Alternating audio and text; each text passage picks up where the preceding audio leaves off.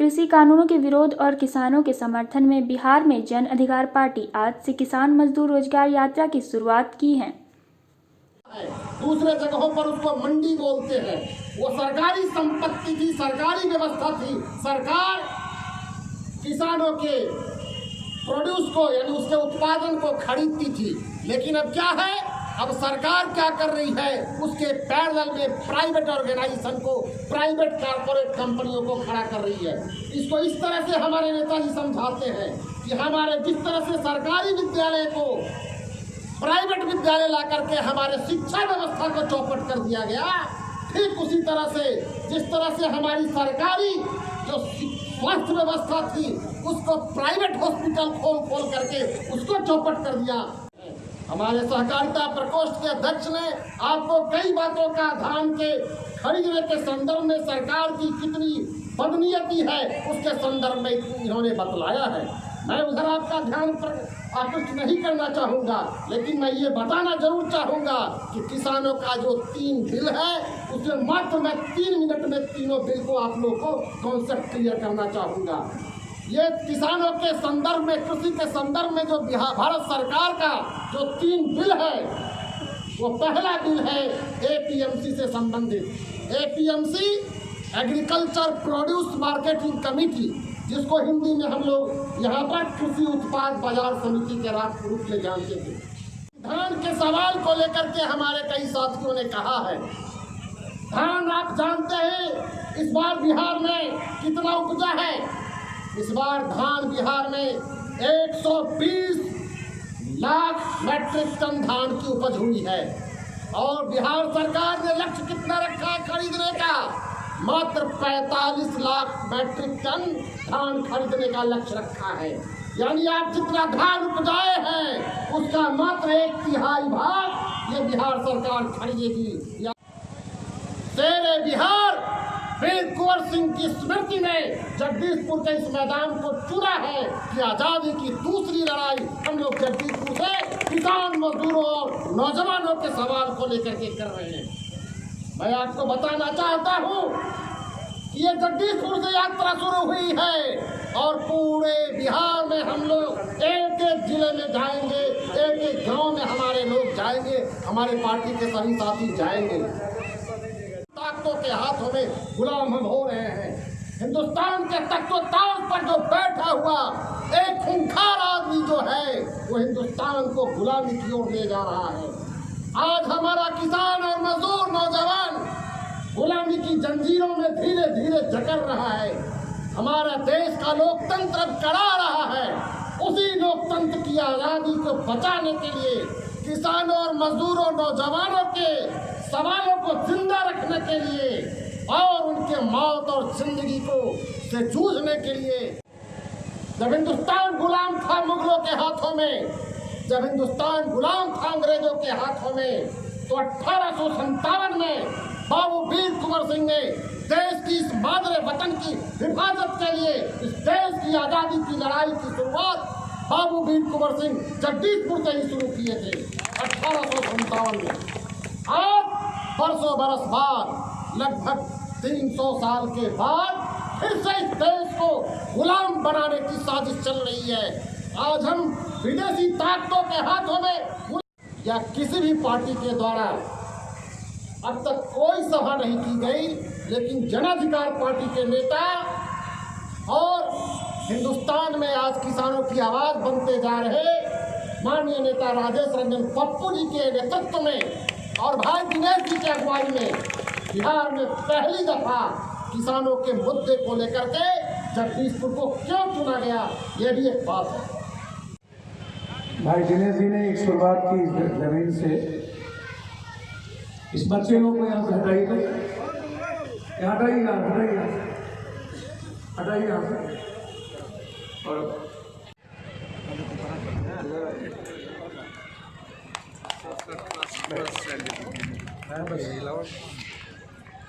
अध्यक्ष जी, विधायक जी, प्रदेश अध्यक्ष जी, राष्ट्रीय महासचिव जी और सभी सम्मानित पदाधिकारी,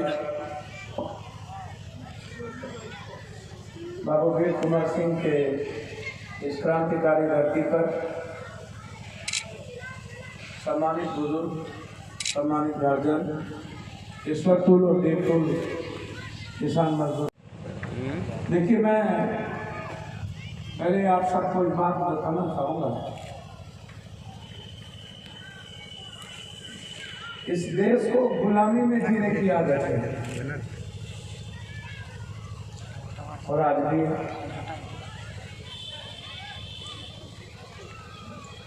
अब बिहार के लोग जिंदगी जीना जानते ही नहीं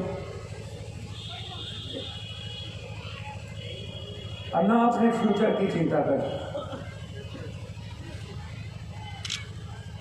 भारत में 40% लोग के पास एक कट्ठा जमीन है, एक धूर जमीन है, 40% लोगों को, और 85% लोगों के पास भारत में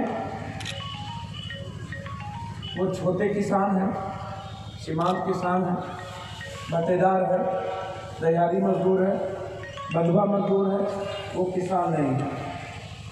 92% लगभग 92.3% जो लोग हैं वह लगभग आपको आश्चर्य होगा उनके पास 1 बीघा जमीन नहीं है। 3 एकड़ से ऊपर जमीन वाले को हम एवरेज किसान कह सकते हैं। अब बिहार में सबसे ज्यादा बटेदार, उससे ऊपर सीमांत किसान, और सीमांत किसान के नीचे छोटा किसान।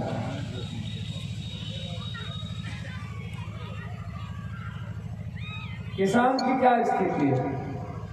हमारे अध्यक्ष जी, हमारे आदरणीय नेता बुलगानी जी ने कुछ बातें नहीं कही। हमारे पास पहले तो आप ऐसे समझिए कि बिहार में 2 ही फसल का एमएसपी, 2 ही फसल, धान और गेहूं, और एक फसल है गन्ना, जिसको मूल्य को उन्होंने निर्धारित कर दिया कि 285 रुपया क्विंटल या 370-380 रुपया क्विंटल। तो 300 या 285 रुपया क्विंटल यदि आप निर्धारित कर दिए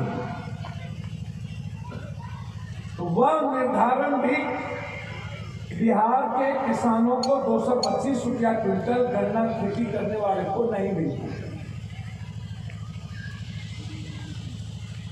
10 एकड़ से ज्यादा जमीन, 3 एकड़ से ज्यादा जमीन वाले जो लोग गन्ना की खेती करते हैं, दिनेश बाबू बात में दीजिएगा आप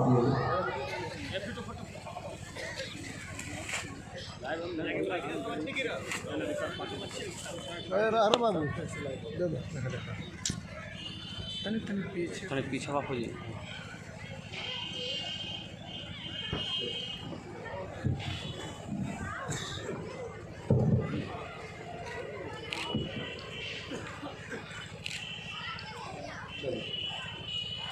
सब लोग बैठ जाएंगे खड़े मन पर।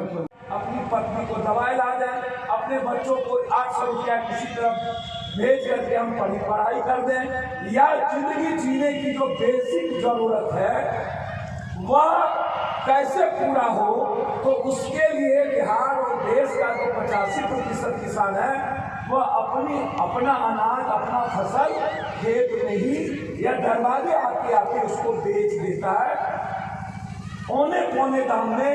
जो लागत लगती है उसके ठीक 1.5 गुना नीचे, और वो बिचौलिया आकर के पप्पू यादव प्रदेशा बड़ा किसान, हम उससे अनाज खरीद लेते हैं। या गाँव में जो छोटे छोटे व्यापारी हैं वो हमारी जरूरत को नहीं समझता है, वो हमारी जरूरत को कमजोरी समझ के मेरे फसल को खरीद लेते हैं और वो जमाखोरी बन जाता है। गाँव में वो जमा रखता है और वह जब सरकार या बाजार में जब कीमत बढ़ती है तो 1200, 1300, 1400 या 900 या 1100 रुपये में बिचौलिया जाकर के बेचता है। 93% किसान लगभग बिचौलिया को सामान देता है तो 400 रुपया क्विंटल, 500 रुपया क्विंटल, 600 रुपया क्विंटल, हम 500, 400, 600 रुपया, 700 रुपया क्विंटल से ज्यादा एक भी किसान नहीं है जो 3 एकड़ 5 एकड़ से जिसके पास ज्यादा जमीन है वह अपने अनाज को 6 महीना या 3 महीना रखने की क्षमता उसकी है, लेकिन जो गरीब किसान है उसकी क्षमता अनाज रखने की नहीं है। इसको समझने का प्रयास करेंगे। अब ये बात देश के प्राइम मिनिस्टर और देश का नेता नहीं समझता है।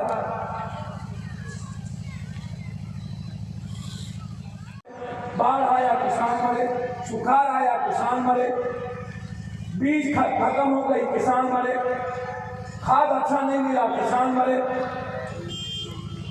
ये आप जब जाते हैं बाजार, तो आप जब व्यापारी के पास जाते हैं धान लेके, ऐसे हाथ में लेता है,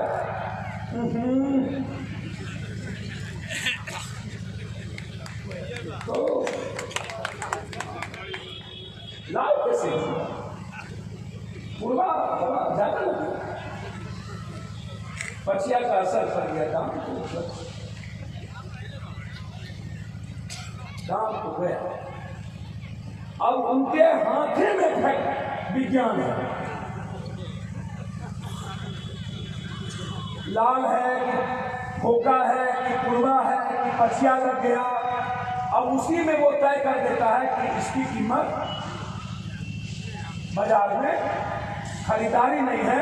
अब पप्पू यादव को लगता है हमारी बेटी की शादी होती है, कर्ज भी चुकाना है, यदि हम नहीं बेच पाएंगे तो कल हम अपने बच्चों का फीस कैसे भेजेंगे, और हम बिना सोचे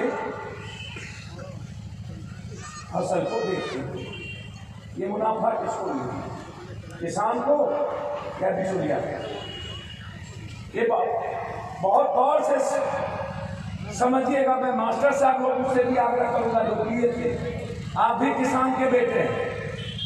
मैं बहुत ईमानदारी के साथ आप सबसे कहना चाहूँगा, जो लोग यहाँ आए हैं इस ठंड में, मैं उन्हीं से, भाई दिनेश जी आप लगातार गाँव में जाकर के सभा की, आप कुछ बात किसान को बताइए। मैं आऊँगा शाहबाद पर, जो बात नहर पर, पटवन पे, अन्य चीज़ों पर आप बोल रहे थे उस पर बाद में हम आएंगे, लेकिन पहले यह समझने का प्रयास कीजिए क्या हिंदुस्तान में किसान बचा है या पंजाब हरियाणा आज क्यों लड़ना चाहते हैं, क्या कारण है?